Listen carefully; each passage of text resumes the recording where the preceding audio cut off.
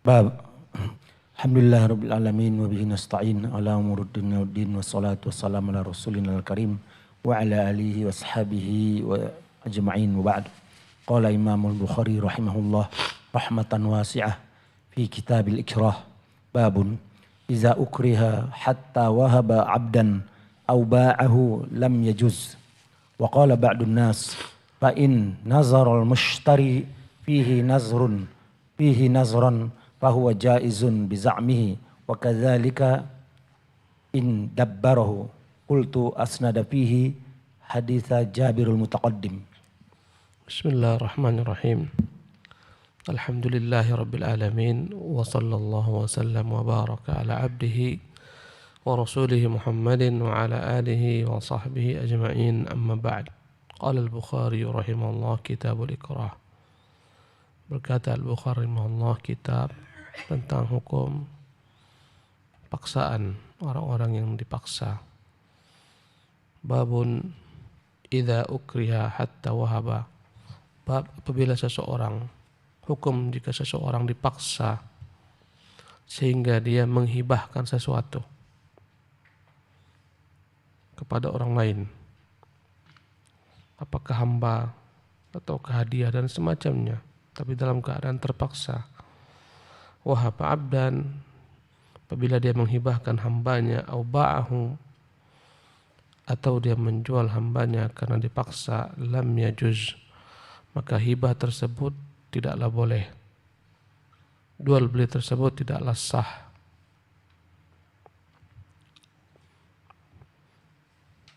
Kalau dikatakan tidaklah sah dan tidak boleh, berarti itu masih miliknya dan boleh dikembalikan kepadanya.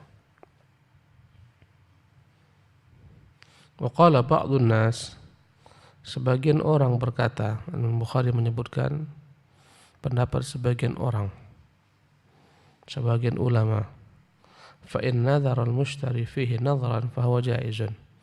Sekiranya seorang pembeli bernadhar, ya, dalam nadhar tersebut, fa huwa jaizun bi za'mi, kata dia kalau nazar boleh tetap terjadi. Wa kadzalika in dabbarahu, demikian juga seseorang yang dia berjanji kepada budaknya, nanti kalau saya mati engkau merdeka. Menurut mereka hal ini dapat terlaksana, ya, walaupun dalam keadaan dipaksa. Mereka membedakan kasus ini, ya.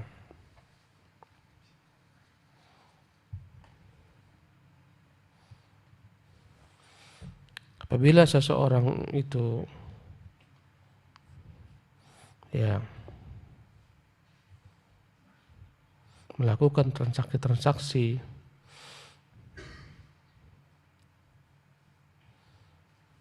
maka hal tersebut dapat dianggap sah menurut pendapat sebagian ulama, walau dalam keadaan terpaksa.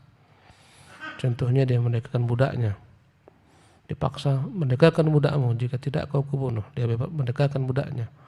Sebagian orang mengatakan maka memerdekakan budak ini sah, budaknya terlepas daripada tuannya.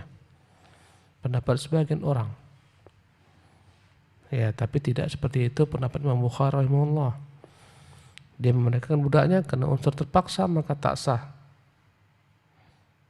ya. Atau dia katakan, ya, kepada seseorang, dipaksa seorang, buatlah janji apabila kau nanti mati budakmu merdeka, jika tidak kau akan, ya, kulukai atau kubunuh. Kemudian dia buat perjanjian, ya. Kemudian menurut sebagian orang perjanjian ini sah, dan ketika dia nanti wafat budaknya merdeka. Ini menurut pendapat sebagian orang. Tapi yang benar, segala sesuatu yang terjadi dengan keterpaksaan tidaklah benar, tidaklah sah. Hibahnya tidak sah, tertolak hibahnya karena dipaksa, ya. Dipaksa oleh orang-orang, hibahkan rumahmu ini kepada si fulan, jika tidak maka seperti ini yang kau dapatkan. Ancaman-ancaman, teror. Maka dia menghibahkan, tapi dengan terpaksa. Maka hibahnya dianggap tak sah. Ini pendapat Imam Bukhari, ini pendapat yang benar. Demikian juga dalam berbagai macam akad lainnya, jual beli kah, wasiat, ya, sedekah, wakaf, dan seterusnya. Tak boleh dilakukan dengan terpaksa. Maka segala macam akad yang dilakukan dengan terpaksa, akadnya batil, tak sah. Kemudian Imam Al-Bukhari rahimahullah tabaraka ta'ala menyebutkan hadis Jabir. Hadis Jabir bin Abdullah. Ya, dari Jabir bin Abdullah dia mengatakan anna rajulan minal ansari dabbara mamlukan. Ada seorang laki-laki dari kaum Ansar berwasiat kepada budaknya. Budaknya ini akan merdeka kalau dia wafat. Namanya tadbir. Dia berjanji kepada budaknya, nanti kalau saya mati kau merdeka, kau bebas. Ini namanya tadbir. Hukum tadbir boleh-boleh saja, sah. Ya. Tapi tak boleh dalam bentuk keterpaksaan. Anna rajulan minal ansari dabbara mamlukan wa lam yakun lahu malun ghairuhu. Dia telah berpesan kepada budaknya atau kepada orang lain, nanti budaknya kalau mati merdeka. Dan dia hanya punya budaknya itu saja sebagai hartanya, tak ada yang lain. Fabalagha dzalika Rasulullah sallallahu alaihi wasallam.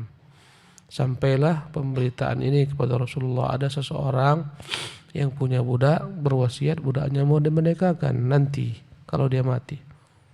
Tapi ternyata dia punya hutang.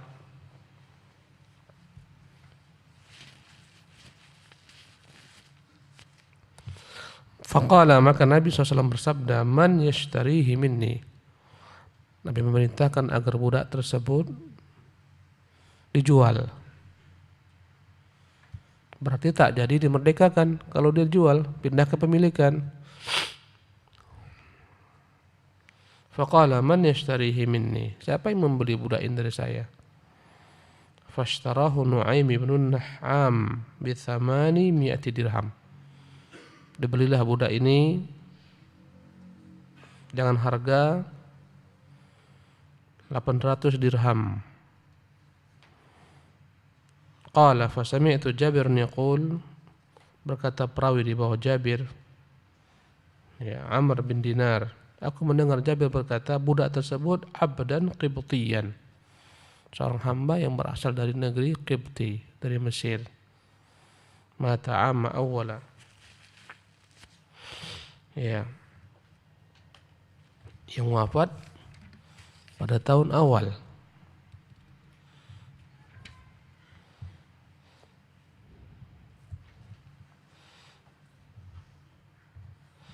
Jadi Imam Al-Bukhari rahimahullah dalam bab ini membantah anggapan ulama-ulama, sebagian ulama, maksudnya adalah ulama-ulama Hanafiyah, ya, yang mereka membeda-bedakan kasus. Kata mereka dalam bab nazar atau dalam bab tadbir dibolehkan, dalam bab lain tak boleh. Padahal semuanya sama, tak bisa dibeda-bedakan. Bahwasanya segala macam transaksi yang terjadi dengan unsur keterpaksaan, transaksi tersebut dianggap tidak sah. Allah Ta'ala alam. Nah.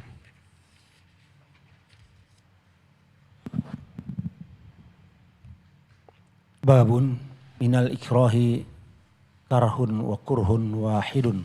Qultu asnada fihi haditha bin Abbas al-mutaqaddim. Berkata Imam Bukhari, babun minal ikrahi karhun wa kurhun wahidun. Berkata Imam Bukhari, di antara bentuk keterpaksaan adalah ungkapan yang satu makna walaupun berbeda sedikit redaksinya. Kurhan atau karhan. Sebagian orang membedakan antara karhan dengan kurhan. Ya. Kata mereka kalau kurhan dia paksa dirinya, kalau karhan orang lain memaksanya. Imam Bukhari mengatakan sama saja antara karhan dan kurhan, tak ada beda.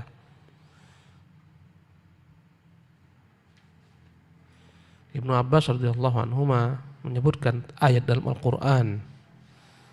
Ya ayyuhalladzina amanu, wahai orang-orang yang beriman, la yahillu lakum an tarithun nisaa karha. Di sini dengan kata-kata karhan, wahai orang-orang beriman, tidaklah halal kalian mewarisi kaum wanita karhan, dengan terpaksa mereka diwarisi. Ayat ini turun berkenaan dengan tradisi jahiliyah. Apabila seseorang wafat, meninggal, dan dia punya istri, istrinya diwarisi oleh keluarganya. Istri diwarisi oleh keluarga yang meninggal ini. Kalau mereka mau menikahkan dia, mereka nikahkan. Mereka minta mahar yang semau mereka. Kalau mereka mau menghalangi, mereka halangi. Kalau mereka mau menikahinya, mereka menikahinya. Tak ada urusan dengan keluarga sang wanita. Wanita ini seolah-olah warisan yang diwarisi oleh yang meninggal. Sehingga keluarga perempuan tak punya hak. Perempuan ini pun tak punya atas dirinya. Tak bisa menentukan. Dia harus ikut apa yang diinginkan oleh wali-wali ya dari laki-laki yang meninggal ini. Maksud wali adalah kerabatnya, pamannya, ayahnya dan semacamnya. Maka turunlah ayat membatalkan hal ini. Tak boleh kalian memaksa wanita. Ya. Setelah suaminya wafat, menguasainya, memaksanya untuk menikah, memaksanya untuk tidak menikah. Ya. Tak boleh, diharamkan. Mereka berkata, kanu idza mata ar-rajulu, berkata Ibnu Abbas menafsirkan ayat ini, kanu idza mata ar-rajulu, dahulu kala jika seorang meninggal, kana awliya'uhu ahaqqa bimra'atihi, maka wali-wali perempuan ini di masa dahulu kala sebelum Islam, mereka dianggap lebih berhak terhadap wanita ini. Insya'a ya ba'dhum tazawwajaha, kalaulah sebagian daripada wali ini mau menikahinya, dinikahin. Perempuan tak bisa memilih, harus ikut. Misalnya saudaranya mau menikahin dan seterusnya. Tak ada bagi wanita ini hak untuk memilih, dipaksa. Wa in sya'u zawwajaha, kalau mereka mau, mereka kawinkan perempuan dengan laki-laki lain. Wa in sya'u lam yuzawwijha, kalau mereka mau, mereka larang perempuan ini untuk tidak menikah dengan laki-laki manapun. Fahum ahaqqu biha min ahliha, maka mereka dianggap pada masa sebelum Islam lebih berhak terhadap perempuan tersebut dibandingkan dengan keluarga-keluarga perempuan, wali-wali perempuan. Fanazalat hadhil ayah, maka turunlah ayat ini. Di sini ada kata-kata karhan. Imam Bukhari mengatakan karhan dan kurhan sama. Maknanya adalah terpaksa.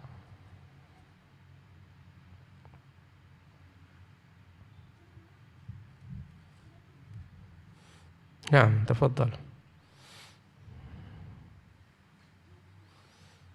Babun idza stukrihatil mar'atu 'ala az-zina fala hadda 'alaiha fi qoulihi ta'ala wa man yukrihhunna fa innallaha min ba'di ikrahihinna ghafurur rahim. An Safiyata banati Abi Ubaidin anna abdan min raqiqil imarati waqa'a ala walidati minal khumusi fastaqrahaha hatta iqtassaha fajaladahu Umarul haddu wa nafahu walam yajid hatta iqtaddaha fajaladahu Umarul haddu wa nafahu walam yajlidil walidata min ajali annahu istaqrahaha. Qala az-Zuhri fil amatil bikri yaftari'uha al-hurru yuqimu dhalikal hakamu minal amatil al-azra'i biqadri qimatiha wa yujladu wa laysa fil amatil thaybi fi qada'il a'immati gurmun walakin alaihi al-haddu. Qultu asnada fihi tarfan min hadisi Abi Hurairah. Babun idza stukrihatil mar'ati 'ala zina, bab jika seorang perempuan dipaksa berzina oleh seorang laki-laki, fala hadda 'alaiha, maka perempuan ini tidak ada kewajiban untuk menerapkan had atasnya, maka dia tak dihukum karena dipaksa laki-laki untuk berzina. Kita menyebutnya dia perkosa laki-laki. Dia tak mau, namanya perkosaan. Maka perempuan ini tidak ada padanya segala macam bentuk konsekuensi perzinahan, karena dia bukan melakukannya dengan ridho, tapi dipaksa laki-laki. Maka tak ada baginya had. Fi qaulihi ta'ala, Allah Jalla wa'ala berfirman, wa man yukrihunna, barang siapa memaksa mereka untuk berzina, ya maksudnya adalah para hamba-hamba sahaya yang dahulu kala dipaksa tuannya untuk berzina, untuk mendapatkan uang, dipaksa tuannya. Fa innallaha min ba'di ikrahinna ghafurur rahim. Sesungguhnya Allah dialah Tuhan yang Maha Pengampun, Maha Penyayang atas segala perilaku majikan-majikan yang maksa budak-budaknya untuk berzina. Mereka tidaklah dihukum oleh Allah SWT. Mereka tidaklah berdosa karena mereka dipaksa. Allah Maha Pengampun lagi Maha Penyayang. An Safiyata ibnati Abi Ubaid, dari Safiyah putri Abi Ubaid, istrinya Abdullah ibnu Umar, dari Bani Thaqif, dinikahi oleh Ibnu Umar setelah taklukannya kaum Thaqif, atau setelah orang-orang Thaqif datang menyerahkan diri. Meriwayatkan Safiyah ibnatu Abi Ubaid, anna abdan min raqiqil imarah, ada seorang budak laki-laki hamba sahaya, ya milik daripada penguasa Umar bin Khattab. Al-imarah di sini maksudnya adalah ya penguasa di kala itu adalah Umar bin Khattab yang menjadi khalifah setelah wafatnya Abu Bakar. Ada seorang budak miliknya Umar bin Khattab, waqa'a ala walidatin minal khumus, dia memperkosa seorang hamba sahaya, yang mana hamba sahaya adalah milik daripada 1/5 harta milik Allah dan Rasulnya. Al-khumus adalah 1/5 harta yang dimiliki oleh Nabi yang mulia SAW daripada ya harta yang diserahkan kepada Nabi SAW karena musuh-musuh menyerah. Jadi dalam Islam ketika datang para pasukan kaum muslimin ingin menaklukkan satu negeri, kalaulah negeri tersebut menyerah tanpa peperangan, menyerahkan urusan mereka kepada Rasulullah SAW, ya, maka ini disebut dengan nama al-khumus. Al-khumus 1/5 adalah milik Rasulullah SAW. Sebagaimana pula kalau ya terjadi peperangan, maka dalam peperangan tersebut terdapat padanya harta rampasan perang, maka 1/5 akan menjadi milik dan bagian Rasulullah SAW. Ini nafkahkan dengannya, keluarganya, kerabatnya, dan kelebihannya dikembalikan untuk kesejahteraan atau kepentingan umum. Jadi budak ini adalah budak milik harta al-khumus. Ya. Ketika Rasul telah wafat, maka khumus ini dikembalikan kepada kerabat-kerabat Nabi SAW, pemerintah yang mendistribusikannya. Ya. Setelah Rasulullah wafat, maka istri beliau, kerabat-kerabat beliau, dari harta khumus ini pemerintah yang menyalurkannya kepada kerabat-kerabat Nabi, kepada istri Nabi, dari harta khumus ini. Maka wanita ini adalah merupakan harta daripada khumus. Ya, wanita ini dizinahi oleh seorang budak miliknya Umar bin Khattab, tapi dengan dipaksa. Ya. Jadi khumus ini adalah harta 1/5 daripada pembagian harta rampasan perang yang diberikan kepada Rasulullah SAW. 4/5 kembalikan kepada mujahidin, 1/5 untuk Rasulullah. Tatkala Rasulullah wafat, 1/5 ini diberikan kepada kerabat-kerabat beliau sallallahu alaihi wasallam. Ini makna khumus, ya. Adapun harta yang diserahkan kepada Nabi tanpa peperangan namanya fai. Tadi saya khilaf. Al-fai' adalah harta yang dapatkan Nabi SAW tanpa peperangan, karena musuh menyerah. Itu namanya fai'. Bagaimana terjadi pada peristiwa perang Badar, ketika perang Tabuk, ketika perang Khaybar, sebagian benteng-benteng itu takluk dengan menyerah, maka dia menjadi milik Rasulullah SAW dan milik Baitul Mal. Adapun ketika benteng-benteng tersebut diperangi, maka ketika kalah menjadi harta rampasan perang. 1/5-nya dikembalikan kepada Allah dan Rasulnya, 4/5 dikembalikan kepada kaum mujahidin. Inilah maksud daripada khumus. Ketika Nabi wafat, tetap al-khumus ini harta rampasan perang 1/5-nya dikembalikan kepada penguasa yang mendistribusikannya untuk kepentingan kerabat-kerabat Nabi SAW.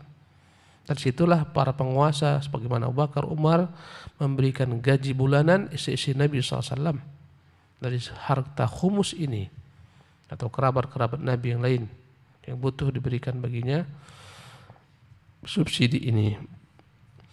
Maka budak ini adalah budak daripada harta khumus, diperkosa oleh seorang budak milik Umar bin Khattab. Fastaqroha hatta iqtadda. Maka dipaksalah budak ini oleh budak laki-laki milik Umar, ya, untuk melayaninya. Diperkosalah dia sampai akhirnya dia pun menghilangkan keperawanannya. Iqtaddaha, diperkosa. Budak ini budak yang perawan, diperkosa oleh seorang budak lain dengan paksa, hilanglah keperawanannya.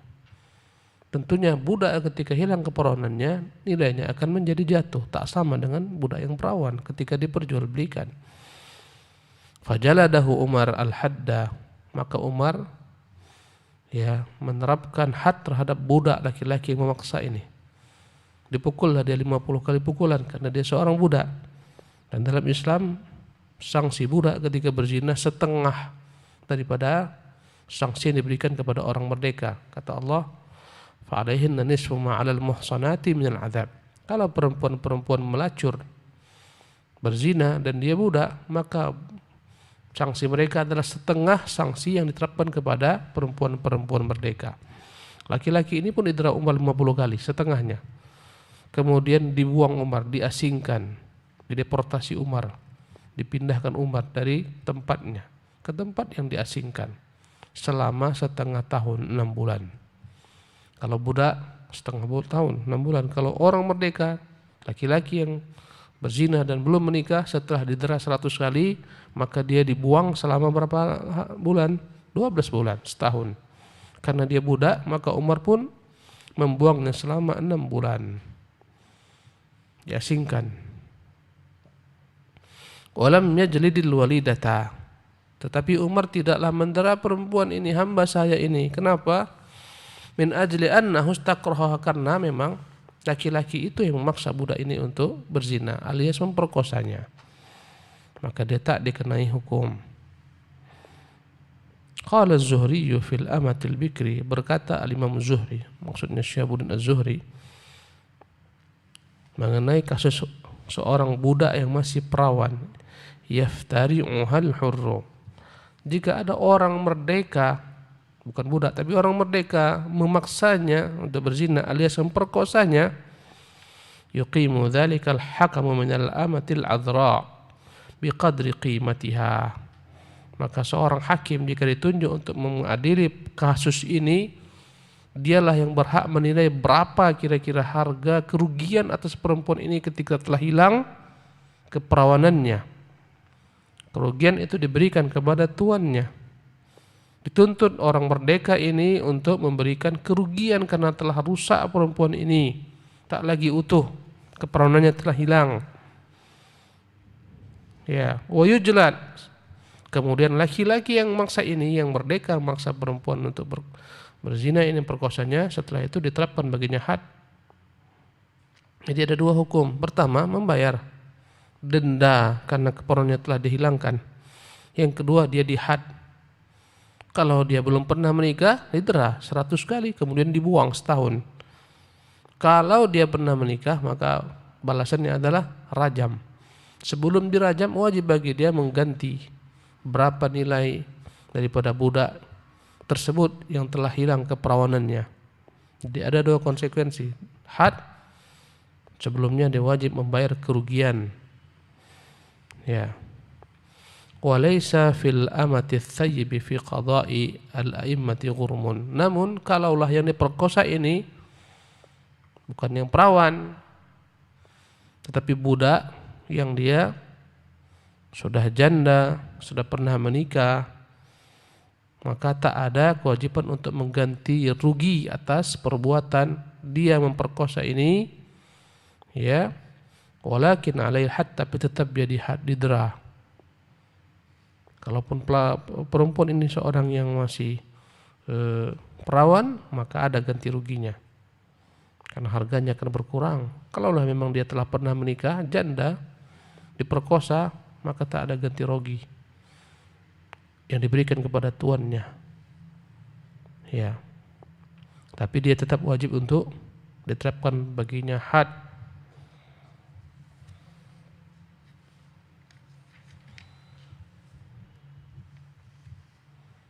Kemudian Al-Imam Al-Bukhari rahimahullah tabaraka ta'ala menyebutkan dalam bab ini kisah tentang Sarah. Sarah yang dipaksa Raja Mesir ingin diperkosa. Ya, sebagaimana disebutkan dalam hadis Abu Hurairah. Ya, berkata Rasulullah sallallahu alaihi wasallam, hajar Ibrahimu bi Sarah. Nabi Ibrahim berhijrah membawa Sarah. Ya, setelah Nabi Ibrahim dibakar dan tak terbakar, maka dia diusir, dia meninggalkan negerinya. Berangkatlah dia meninggalkan negerinya. Di Babilonia, di Irak. Ya. Dia tinggalkan negerinya, kemudian dia pun menikahi Sarah. Dan Sarah adalah perempuan tercantik di seluruh alam semesta ini.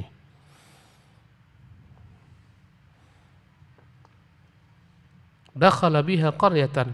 Setelah menikah dengan Sarah, sebagian mengatakan Sarah yang dari Harran, ya, Ibrahim dari Mosul. Setelah dia menikahi Sarah, maka Ibrahim membawa Sarah hijrah, ya, menuju Baitul Maqdis dan melewati Mesir. Dakhala biha qaryatan fiha malikun minal muluk. Mereka melewati satu negeri, di sana ada seorang raja. Au jabbarun minal jababirah, raja yang zalim. Daripada kebanyakan raja-raja yang seperti itu, banyak raja-raja zalim. Karena dia punya kekuasaan, maka menzalimi rakyatnya. Ya. Sebagian raja-raja zalim. Siapa yang cantik daripada isi rakyatnya akan dipaksanya untuk menikah dengannya. Maka itulah yang terjadi. Fa arsala ilaihi an arsil ilayya biha. Dia mendengar dari orang-orang kecantikan Sarah, sehingga dia pun katakan, tolong bawa kemari, ya, perempuan tersebut. Dipaksalah keduanya datang ke istana. Kata Ibrahim kepada Sarah, jika mereka bertanya tentang diriku, katakan aku saudaramu. Kalau kau bilang aku suamimu, selesai. Akan dibunuh Ibrahim, dikuasai Sarah. Karena laki-laki ini, raja ini ingin memiliki Sarah, menjadikan sebagai gundiknya. Maka bertanyalah mereka, siapa laki-laki itu? Sarah berkata, akhi, itu saudaraku. Maksudnya saudaranya dalam Islam. Dia mengatakan saudaraku dalam bentuk tauriah.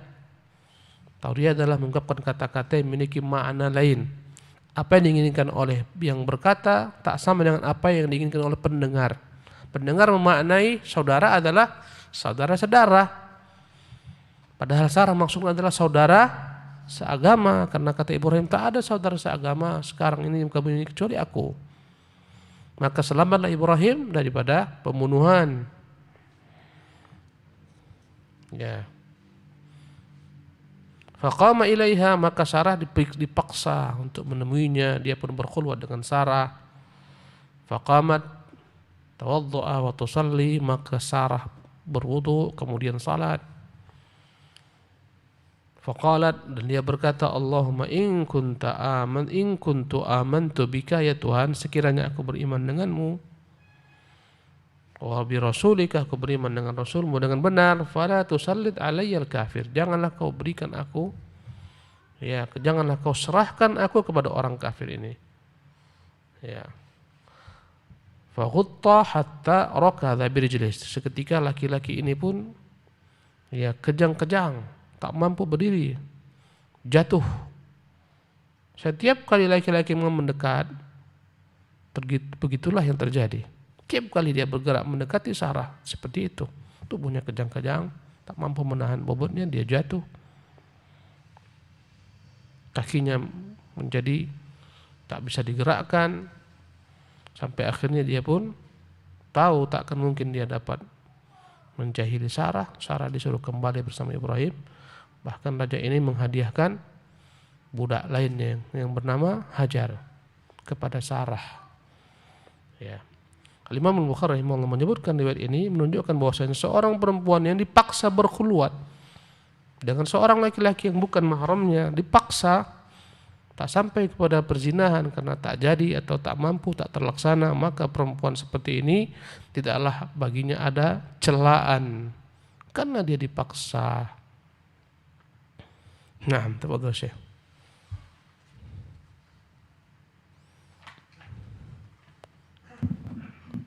Yakfi. Ya, cukup sampai di sini. Beberapa lagi tersisa. Subhanakallah bihamdika asyhadu an la ilaha illa anta astaghfiruka wa atubu ilaik. Wa sallallahu wasallam ala abdihi wa rasulih Muhammad